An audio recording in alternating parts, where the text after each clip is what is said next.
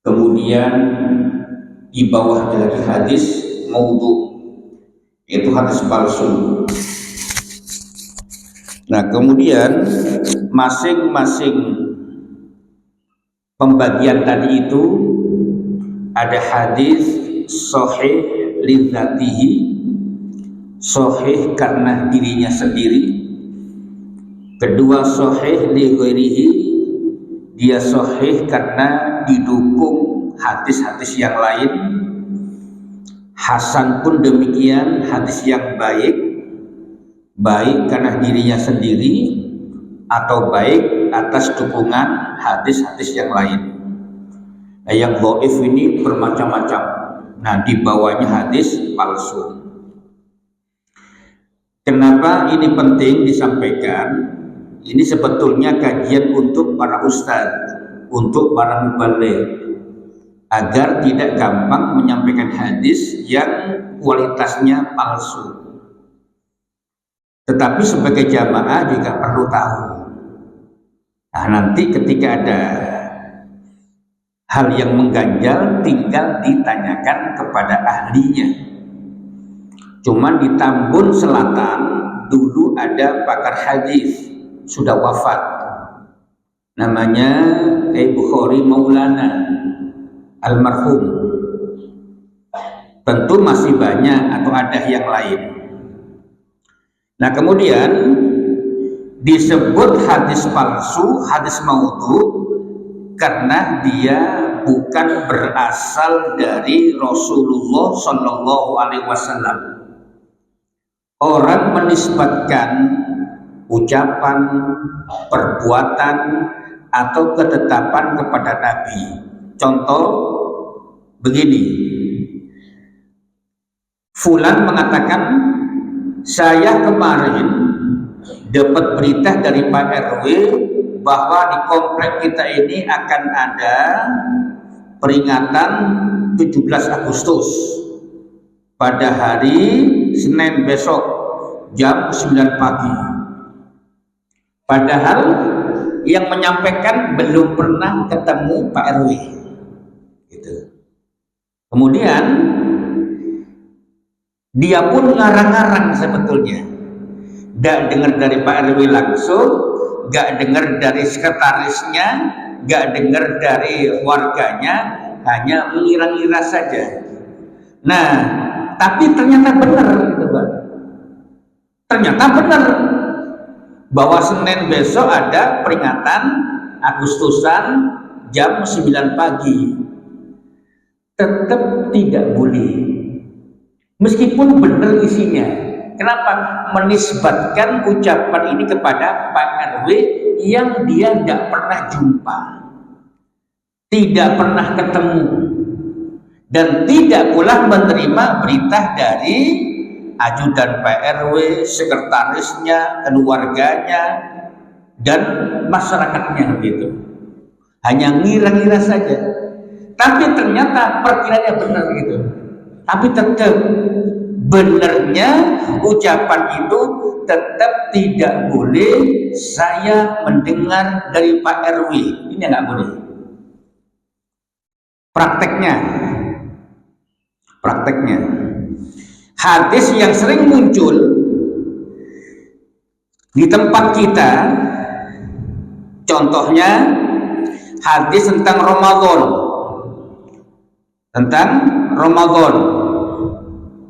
berbunyi al-jannatu mustaqun ila arba'ati nafarin, surga itu merindukan 4 golongan, 4 orang. Yang pertama, talil Quran, membaca Al-Quran. Wa hafizul lisan, yang kedua orang yang menjaga lisan. Yang ketiga, wa mut'imul ji'an, orang yang memberikan makan orang lapar. Yang keempat, was-shaimina fi syahri Ramadan, dan orang yang berpuasa di bulan Ramadan. Hadis ini palsu. Tapi bukan berarti orang yang baca Quran gak masuk surga. Bukan berarti orang yang menjaga lisannya tidak baik. Bukan berarti orang yang ngasih makan orang-orang lapar itu nggak masuk surga. Bukan berarti orang yang berpuasa Ramadan nggak masuk surga. Tetapi jangan mengatakan qala Rasulullah. Itu aja. Nah, di sini para penceramah, para mubalik, kenapa sering menyampaikan ini? Mungkin karena keterbatasan referensi, keterbatasan ilmu hadis. Contoh kedua yang sering kita dengar, man fariha bidukhuli ramadhana harramallahu jasadahu 'alan niran. Siapa orang yang senang dengan masuknya bulan Ramadan, Allah mengharamkan jasadnya masuk neraka. Sering kan, Pak? Jadi siapa yang senang dengan masuknya bulan Ramadan, maka jasadnya haram masuk api neraka. Bukan berarti orang yang puasa Ramadannya berhasil gak masuk surga dan selamat dari neraka, tidak. Bukan berarti juga senang dengan Ramadan itu salah, tidak salah. Saya umpama tapi senang gak Ramadan? Aku senang. Kenapa? Satu, hadis yang saya tahu, dosa kita diampuni. Kedua, pahala dilipat gandakan. Tiga, amalan sunnah menjadi lebih tinggi nilainya. Amalan wajib dilipat gandakan. 6, nanti pulang kampung kalau sudah selesai Ramadan, itu senang saya. Jadi boleh senang masuknya Ramadan, itu senang boleh. Tetapi hendaknya penceramah, ustaz, jangan mengatakan qala Rasulullah sallallahu alaihi wasallam. Maka pakailah hadis-hadis yang sahih. Nah, ini contoh tentang Ramadan. Nanti kita bahas lebih dalam. Ada lagi hadis palsu yang sering kita dengar pula. Misalnya, al-mar'atu imadul bilad, wanita adalah tiang negara. Idza saluhat saluhal bilad, jika wanitanya baik, baiklah sebuah bangsa dan negara. Wa idza fasadat fasadal bilad, jika wanitanya rusak, maka rusaklah bangsa dan negara. Ini hadis palsu. Tapi bukan berarti wanita tidak punya peran, ada. Tapi jangan menggunakan hadis ini, gitu, Pak. Contoh ketiga yang sering kita dengar, misalnya tafakkuru sa'atin khairun min ibadati sittin, berpikir 1 jam lebih baik daripada ibadah 60 tahun. Nah, ini baru kemarin saya dengar di sebuah acara besar milik Pemda Bekasi, penceramanya ngomong ini, qala Rasulullah sallallahu alaihi wasallam tafakkuru sa'atin khairun min ibadati sittina sana, dengan suara yang mantap, retorika yang bagus dan indah, tetapi yang disampaikan palsu. Kira-kira seneng nggak kita dapat 700 kg emas palsu dengan 74 kg asli? Senang mana kita? 74 kg yang asli ketimbang 700.000 kg tapi palsu. Itu, Pak. Ini sering terjadi. Contoh lagi, nah kalau yang ini tentang teror. Satu hari saya waktu kuliah semester 1, itu teman-teman saya di Saudi kangen teror. Dipikir gak ada teror, oh ternyata di Arab Saudi pun banyak teror. Pertanyaannya, kangen? Fit, bukan hanya kangen, tapi itu sunnah Nabi. Sunnah Nabi, maksudnya Nabi itu pernah ngomong, al-badhinjanu dawaun likulli da. Terong adalah obat segala macam penyakit. Nah saya yang semester 1 bertanya-tanya, betul nggak ini hadis? Al-badhinjanu dawaun likulli da. Terong adalah obat segala macam penyakit. Akhirnya penasaran, bertanya kepada senior saya waktu itu, Profesor Dr. Sayyid Aqil Al-Munawwar, mantan Menteri Agama. Tentu senior jauh. Saya masih semester 1, beliau sudah kandidat doktor. Nanya, Sayyid, benar nggak itu hadis? Terong adalah obat segala macam penyakit. Saya nanya begitu, nggak dijawab. Pak, ke Perpusono, cari sendiri. 3 hari nyari di perpustakaan nggak ketemu, Pak. 3 hari. Terus masuk kampus perpustakaan ilmu hadis, nggak ketemu. Ya kenapa? Nyari hadisnya belum punya ilmunya. Jadi tahun 90 belum ada internet, sangat susah mencari hadis. Sekarang saja meskipun ada internet belum tentu ketemu. Akhirnya hari ketiga, Sayyid nggak ketemu, tolong dah cepet dah. Kenapa? Teman-teman doyan terong alasannya sunnah Rasul. Oh gitu dah. Ya udah, dalam rangka menyelamatkan orang-orang, jangan sampai orang mengatakan ini hadis Nabi. Kalau memang benar bagus, kalau enggak bahaya. Saya ancam begitu. Oh, nunjukin, fik buka kitab ini, cari. Nah, akhirnya buka kitabnya Al-Mawdu'at, As-Silsilatul Mawdu'at. Baru ketemu bahwa al-badhinjanu dawaun likulli da. Terong adalah obat segala macam penyakit, itu ternyata hadis palsu, bukan hadis, Pak. Tapi bukan berarti kita nggak boleh suka terong.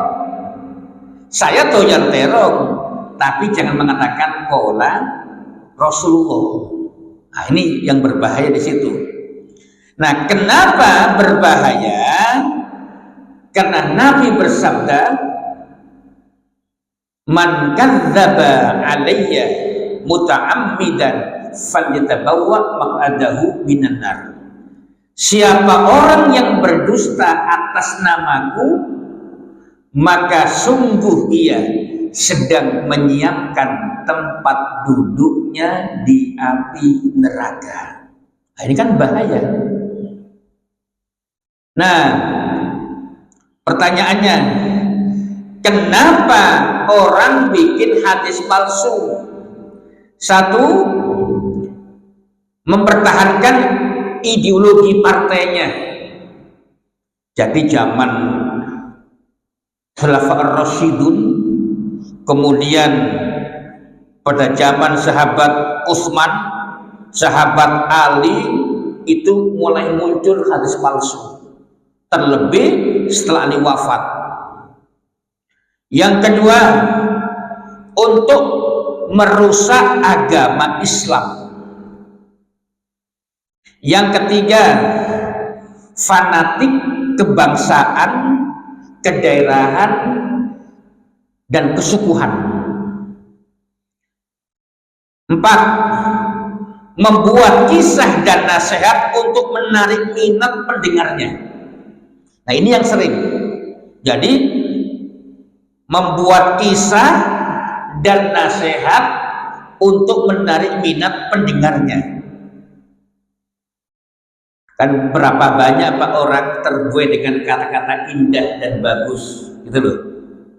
Tidak salah berkata indah dan bagus, yang penting sumbernya betul.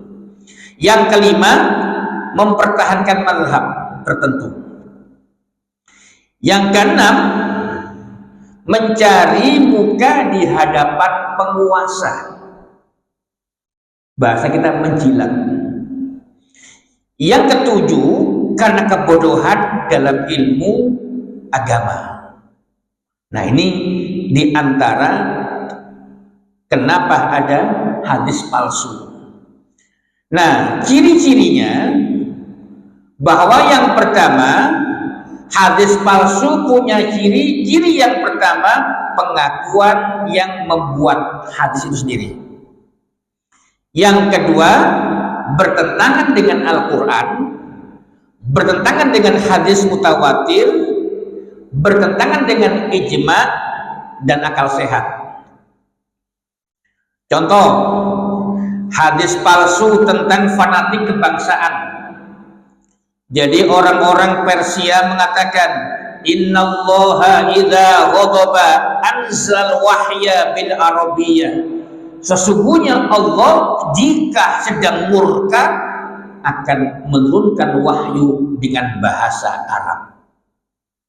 Idza radiya anzal wahya bil farisiyah. Tapi jika Allah sedang ridho, Allah menurunkan Al-Quran dengan bahasa Persia. Itu Pak. Ini kan yang ini Bapak Ibu jarang mendengarnya. Dan ternyata bukan hanya hadis yang dipalsukan, ayat kursi pun dipalsukan. Saya baca ayat kursi yang palsu. Tentu nggak pakai bismillah karena palsu.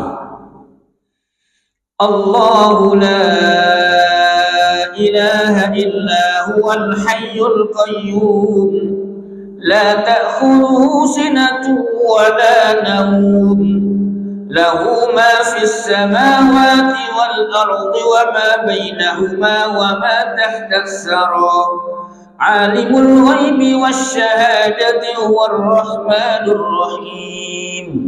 Ya kan Pak? Beda kan? Beda. Tapi kan enak. Tapi palsu.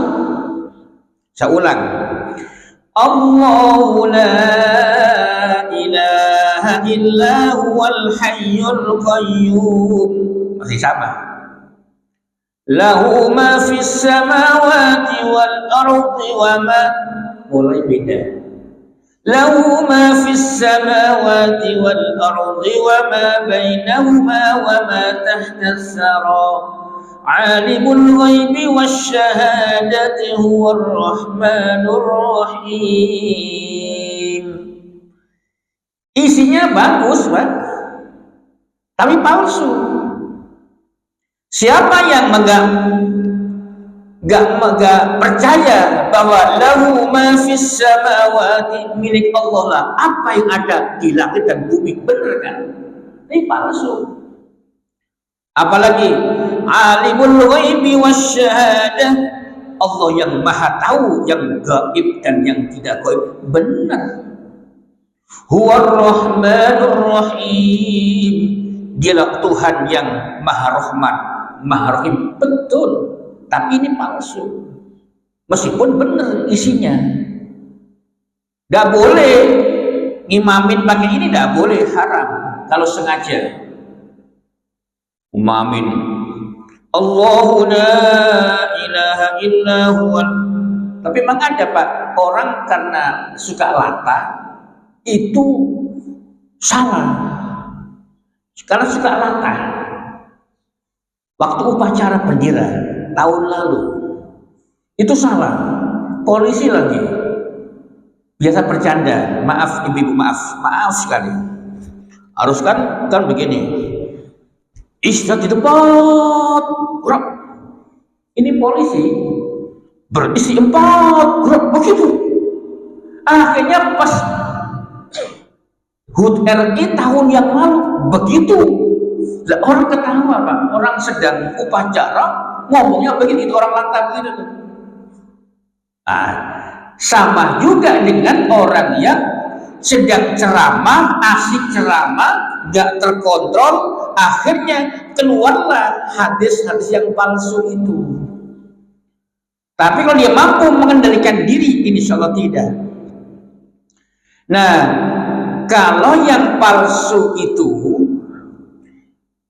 Alam nashrah laka sadrak wa wada'na anka wizrak alladhi anqadha dhahrak wa rafa'na laka dhikrak fa inna ma'al usri yusra. Ini betul, tapi nanti akan ada yang palsu. Alam nashrah laka sadrak wa wada'na anka wizrak alladhi anqadha dhahrak, terus wa rafa'na bi aliyyin laka dhahrak. Kelihatan palsunya. Nah, Bapak Ibu sekalian, jadi palsu itu yang pertama cirinya pengakuan sang pembuat. Kapan? Ketika ada orang mengkonfirmasi, saudara, saya sering mendengar teks ini, terus menyebar di masyarakat kami, dan ternyata ini dari Anda. Betul kayak ini hadis Nabi? Bukan, itu ucapan saya. Nah, ini pengakuan. Tapi orang lain mengira hadis, disampaikanlah sebagai hadis. Itu yang pertama. Yang kedua, bertentangan dengan Al-Quran, hadis mutawatir, yang tujuannya apa tadi itu? Membuat cerita yang menarik supaya pendengarnya senang mendengarnya. Kayak tadi, Pak, man fariha bidukhuli ramadhana haramallahu jasadahu 'alan niran. Siapa orang yang senang dengan masuknya Ramadan, maka jasadnya haram untuk api neraka. Kan senang dengarnya. Termasuk yang tadi, yang kedua, indah sekali. Apa itu yang indah tadi? Al jannatu mustaqul ila arba'ati nafar. Surga merindukan 4 kelompok orang. Pertama, pembaca Quran. Kedua, penjaga lisan. Ketiga, orang yang ngasih makan orang lapar. Yang keempat, orang yang berpuasa bulan Ramadan. Indah tapi salah, tapi palsu begitu. Nah, sementara yang asli itu banyak. Contoh lagi yang palsu, misalnya tentang bulan Rajab. Inna fil jannati baban yuqalu Rajab.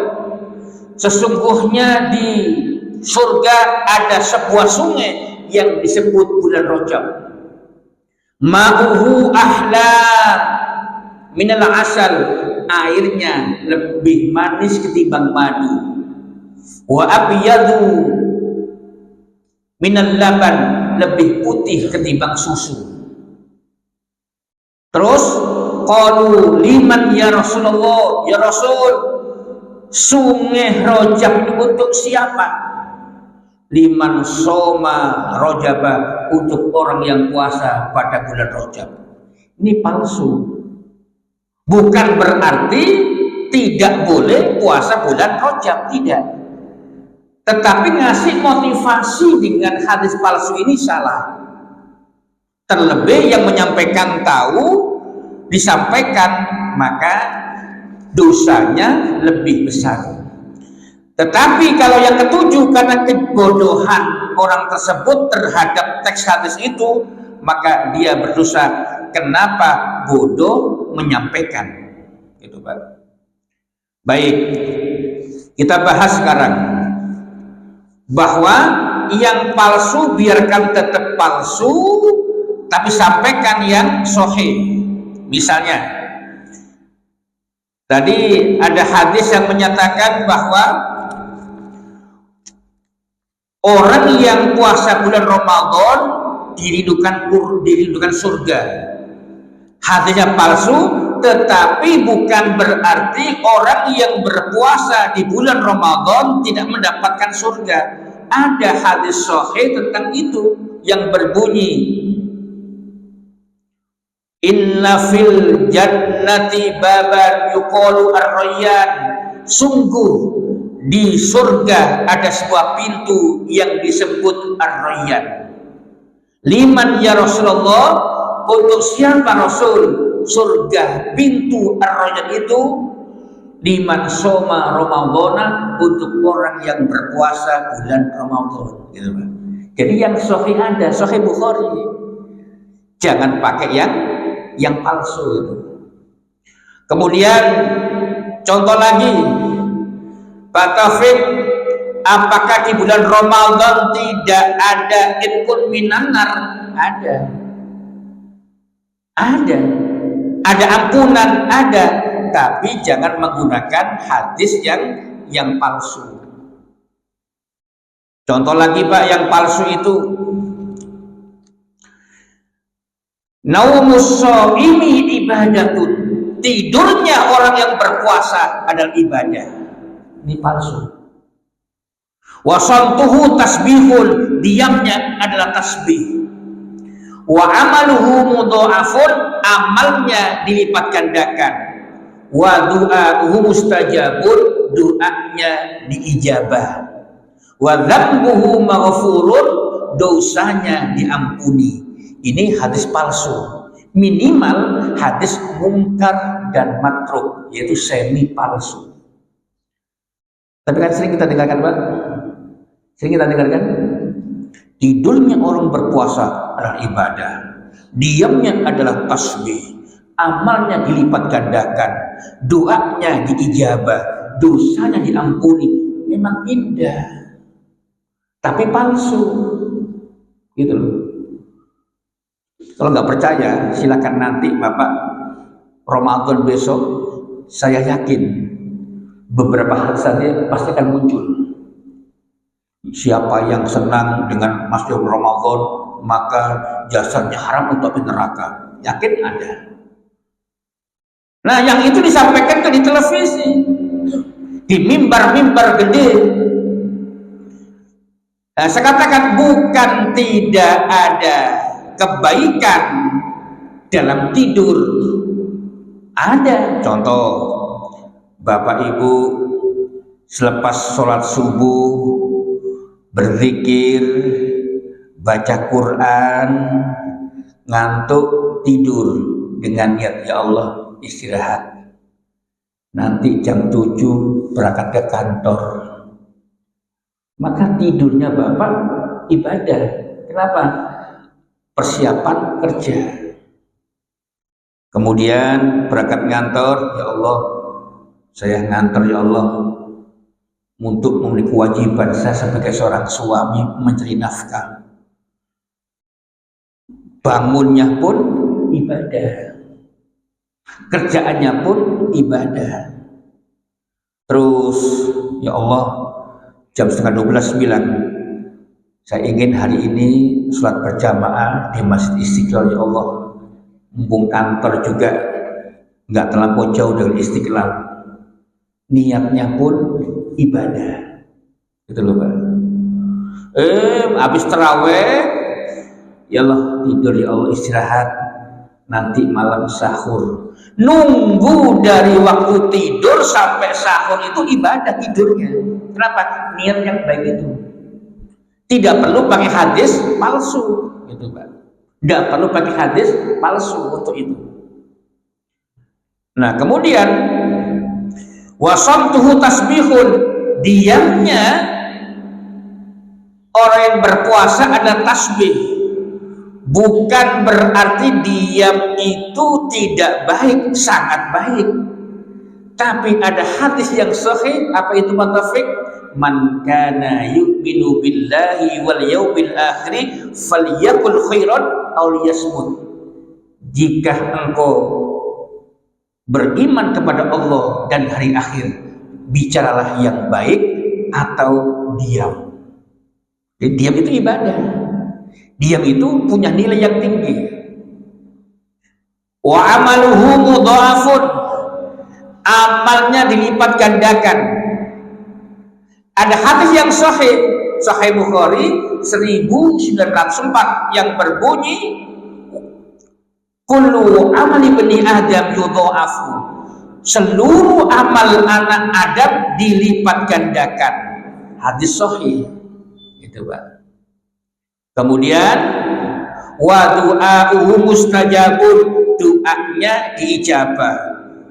Ada hadis yang sahih Nah, ini yang saya katakan bahwa jika masih ada yang sahih, kenapa menggunakan yang palsu?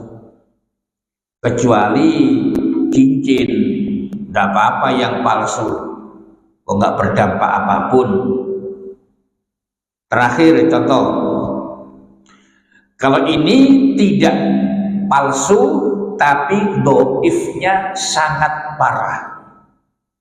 Punya hadisnya, "Lau ta'lamu ummati ma fi Ramadan, la tamannau an takuna sanatu kulluha Ramadan." Jika umatku tahu apa yang ada di bulan Ramadan, maka mereka akan berharap seluruh bulan 12 bulan Ramadan. Ya kelenger, Pak. Kalau dari Januari sampai Desember Ramadan semua, ya kelenger. Ya, yakin tidak kuat ini.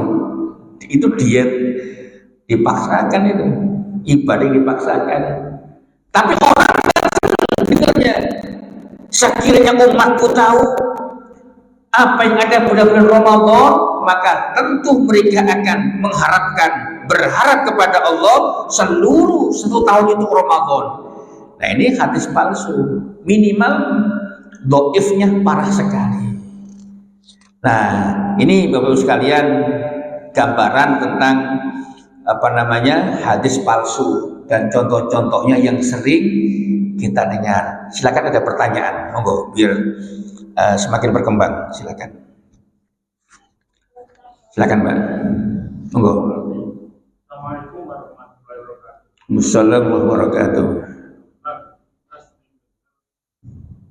Orang bilang katanya ini belajarlah sampai ke negeri Cina. Ya, Terima kasih. bagus. Terus ibu sekalian, monggo.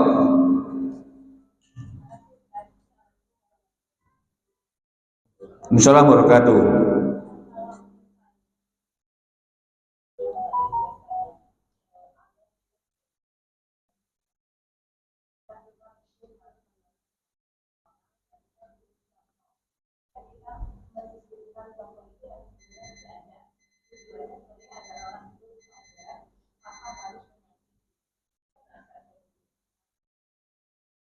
Pak, maaf, kurang jelas, Pak. Anda Bu, ada mikrofon.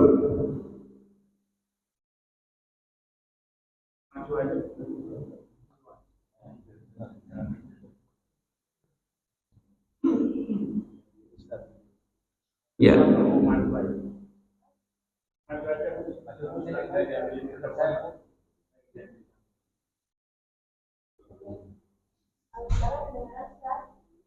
Iya, silakan.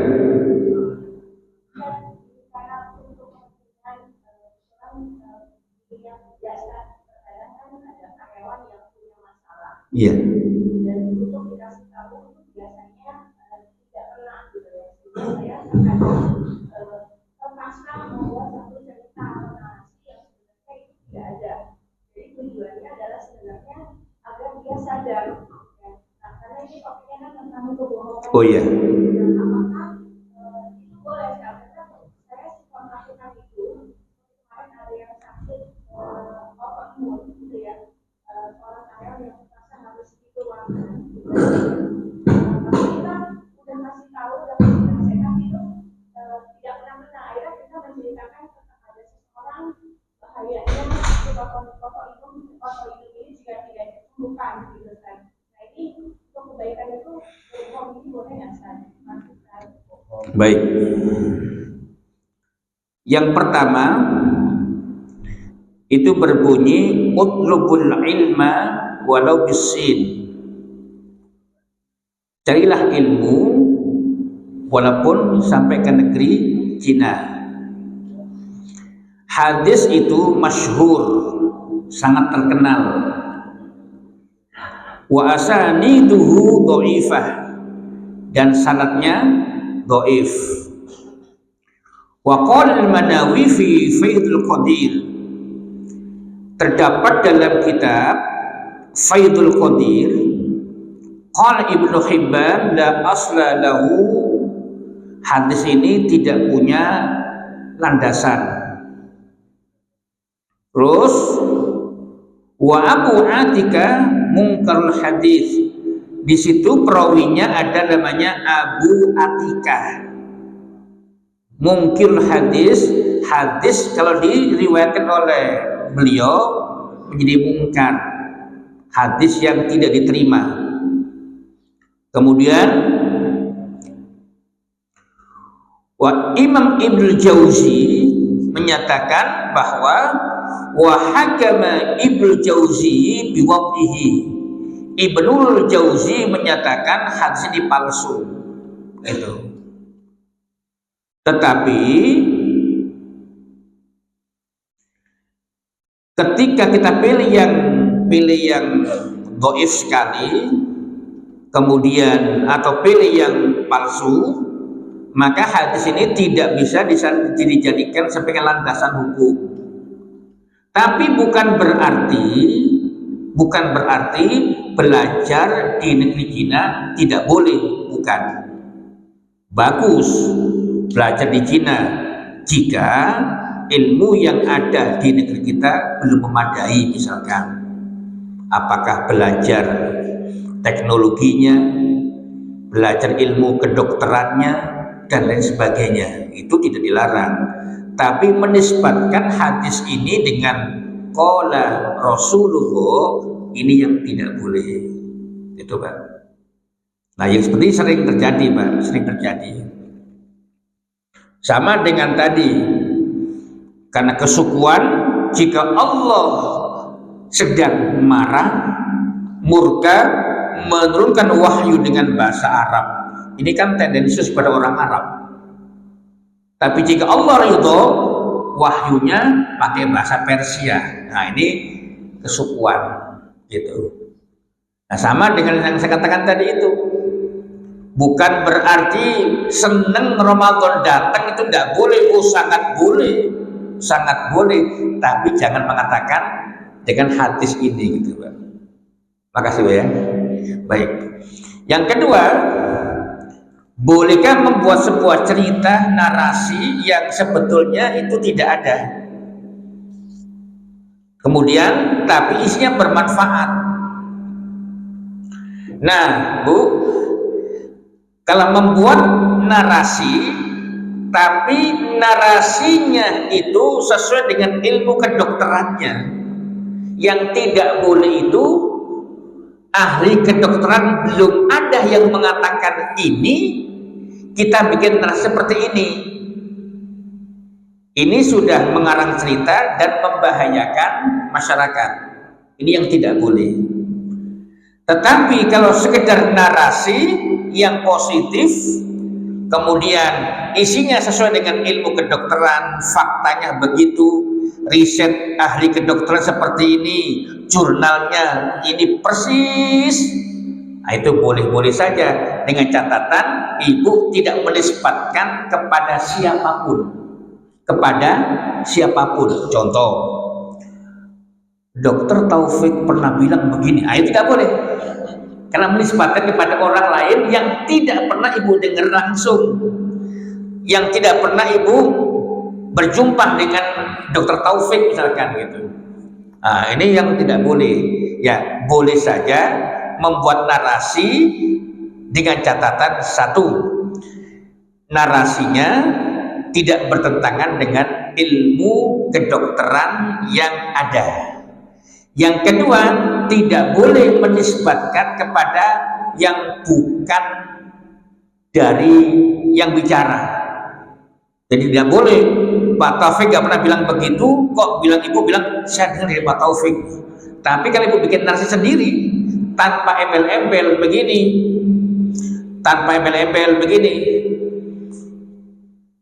kata guru besar ilmu kedokteran Undip misalkan, yang sedang bermasalah kan Undip tuh, nggak boleh begitu ya Bu ya. Ya, jadi kalau narasinya tidak dinisbatkan kepada orang lain, tapi ibu ngarang sendiri dalam rangka supaya orang ini semangat untuk berobat, dengan catatan narasi itu tidak bertentangan dengan ilmu kedokteran yang ada. Itu Bu, makasih. Tapi kalau hadis tidak boleh Pak menisbatkan kepada Rasulullah. Contoh begini, ada penceramah menyatakan, misalkan, tafakkur sa'atin khairun min ibadah sittina sana. Berpikir 1 jam lebih baik daripada ibadah 60 tahun. Tapi nggak pakai qala Rasulullah. Oh silakan saja. Tapi buktikan betul tidak sekarang. Pembuktiannya benar nggak gitu. Contoh, Imam Syafi'i satu hari beliau nginep di rumah Imam Ahmad bin Hanbal. Terus disiapkanlah tempat, karena Imam Ahmad ini muridnya Imam Syafi'i dan beliau punya anak perempuan. Anaknya Imam Ahmad ini kagum, ayahku orang hebat, ahli fikih, ahli hadis. Nah, Asy-Syafi'i gurunya tentu lebih hebat gitu loh Pak. Akhirnya Pak, dari masuknya Asy-Syafi'i di rumahnya sampai subuh, sang anak perempuan ini nggak tidur, tidak tidur, ingin tahu apa yang diperbuat Imam Asy-Syafi'i selama di rumahnya. Terus ba'da Isya, Asy-Syafi'i berdiri, duduk, terus ngopi, diri lagi, jalan-jalan mojok sampai subuh. Nah, pikiran anak ini, kok gurunya papa nggak tahajud, gurunya papa nggak witir, gurunya papa kok nggak baca Quran, gurunya papa kok nggak berzikir di malam hari, masa begini gurunya papaku gitu kan, katanya hebat gitu. Akhirnya anak ini protes ke papanya Imam Ahmad bin Hanbal, menceritakan dari awal masuk Imam Asy-Syafi'i ba'da Isya itu sampai subuh. Imam Ahmad bertanya langsung kepada Asy-Syafi'i, cross check bahasa kita. Wahai tuan guru, putriku bercerita tentang Anda. Oh ya, seperti apa? Anda habis Isya sampai subuh itu diperhatikan putri kandungku. Dan putri kandungku melihat Anda duduk, berdiri, minum kopi, air putih, bangkit, duduk, jalan di kamar. Betul, betul. Betul guru nggak tahajud? Tidak. Nggak witir? Juga tidak. Nggak baca Quran? Juga tidak. Kenapa? Saya setelah sholat Isya itu berpikir tentang lebih dari 400 masalah fikih. Dan pikiran saya ini saya beri nama dengan Al-Um, kitab fikih Al-Um, namanya Al-Um. Akhirnya Pak, kitab fikih Al-Um yang membahas ratusan problematika hukum Islam itu selesai dari ba'da Isya sampai sebelah menjelang subuh. Yang kitabnya hari ini dipelajari seantero dunia Islam. Kampus mana yang tidak kenal kitab Al-Um? Ulama mana yang tidak kenal kitab Al-Um, kitab fikih yang beliau duduk, berdiri, ngopi, jalan, ternyata berpikirnya berjam-jam menciptakan sebuah karya, dan karya itu orangnya sudah wafat, sampai hari ini karya itu terus dicetak, dibaca, dihafal gitu. Nah ini benar konteksnya. Tapi jangan mengatakan qala Rasulullah. Banyak ayat. Afala tatafakkarun, afala ta'qilun, inna fi dzalika laayatin liqaumin ya'qilun, inna fi dzalika laayatin liqaumin yatafakkarun. Wa ila as-samaa'i rufi'at, wa ila al-jibali kaifa nusibat, wa ila al-ardi kaifa sutihat, fadzakir. Nah ini jadi nggak perlu pakai hadis yang palsu, ada ayat dan banyak hadis yang sahih gitu Pak. Nah ini berpikir 1 jam lebih baik daripada ibadah 60 tahun. Kalau Imam Syafi'i bukan lebih baik ibadah 60 tahun, ya bisa ratusan ribuan tahun Pak. Selagi kitab itu dimanfaatkan oleh umat Islam dan terbukti sampai hari ini gitu. Jadi kalau Bapak Ibu misalkan bertanya kepada orang fakultas syariah dan hukum, pasti baca kitab itu. Kalau enggak sah menjadi sarjana hukum Islam, LC-nya belum kenal kitab al-um itu tadi. Nah ini jadi sesuatu yang benar tidak harus dinisbatkan qala Rasulullah.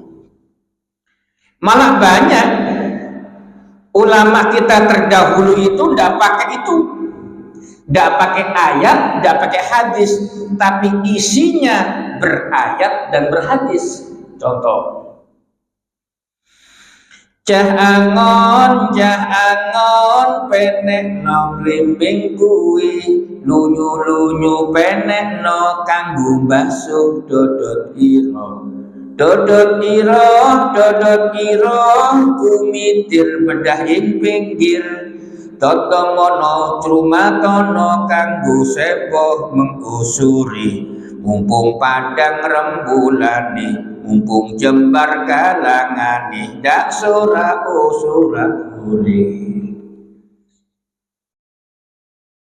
Sunan Kalijaga ternyata ngajinya itu luar biasa. Hanya nggak pakai bahasa Arab, nggak pakai bahasa Inggris, tapi pakai bahasa masyarakat sekitar. Cah angon penek no blimbing kuwi, blimbing kan 5 ruas. Hai orang-orang yang sudah baca syahadatain, kan sekaten tuh. Padahal waktu itu Sunan Kalijaga menarik orang. Apa itu? Kanjeng Sunan, saya ingin melihat pagelaran wayang Anda. Oh boleh. Nopo syaratipun? Ngerti ya? Nopo syaratipun? Apa syaratnya? Oh gampang. Moco syahadatain.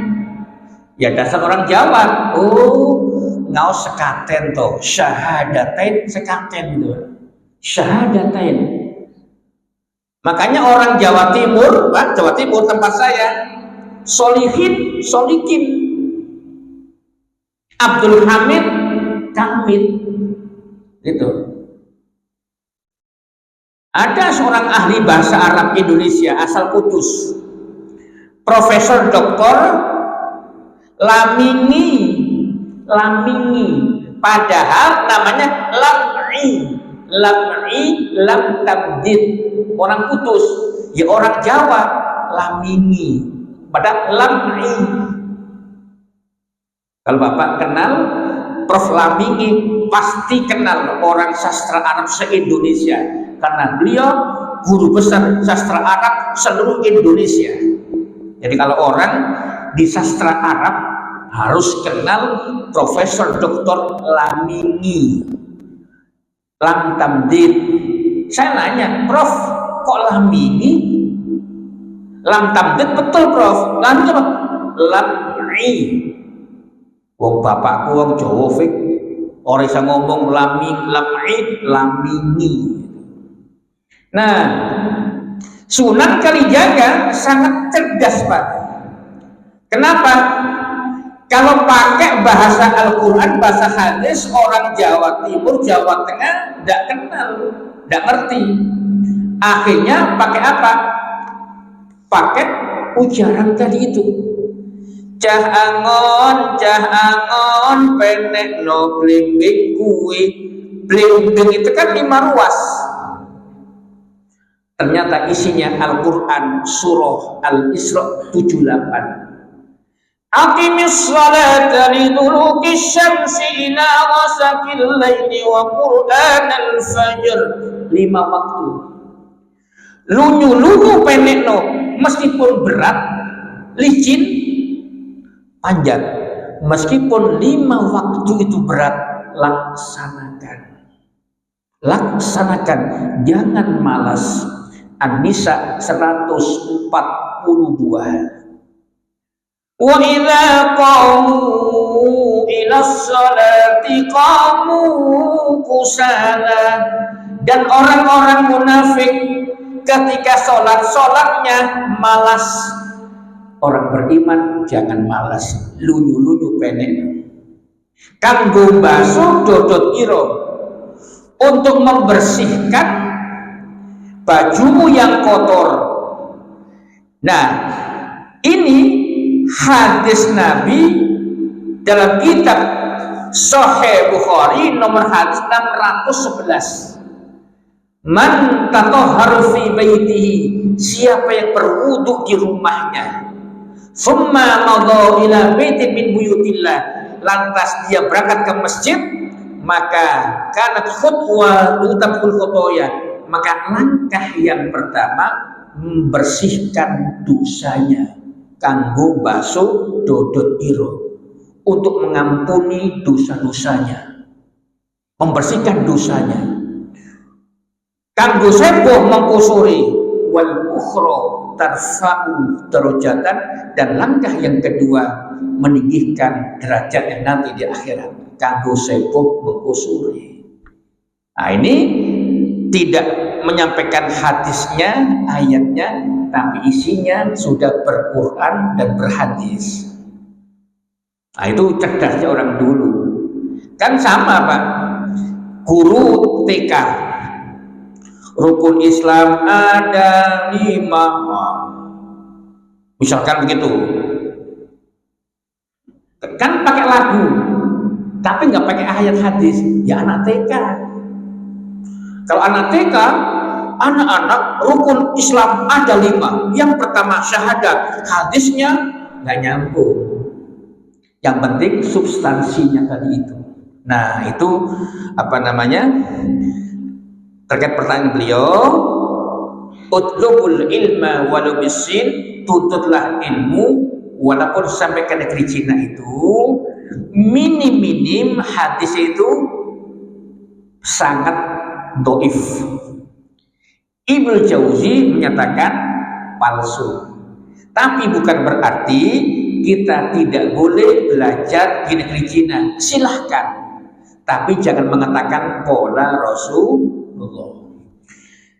Pertanyaan kedua, Ibu, membuat narasi itu sudah biasa hari ini. Termasuk para ulama terdahulu buat narasi. Yang penting satu, narasi itu tidak bertentangan dengan Al-Quran, dengan hadis, ijma' qiyas.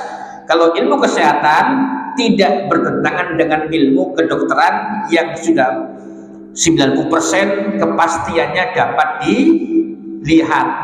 Maka ketika narasi itu tidak bertentangan dengan ilmu kesehatan, dalam rangka motivasi orang dengan tanpa menisbatkan itu kepada dokter manapun, karena itu ucapan ibu sendiri, silakan saja, dalam rangka supaya orang semangat berobat, semangat untuk sehat. Demikian, terima kasih. Kita tutup dengan baca hamdalah. Alhamdulillahirabbil alamin. Subhanakallahumma wa bihamdika asyhadu an la ilaha illa anta astaghfiruka wa atubu ilaik. Assalamualaikum warahmatullahi wabarakatuh.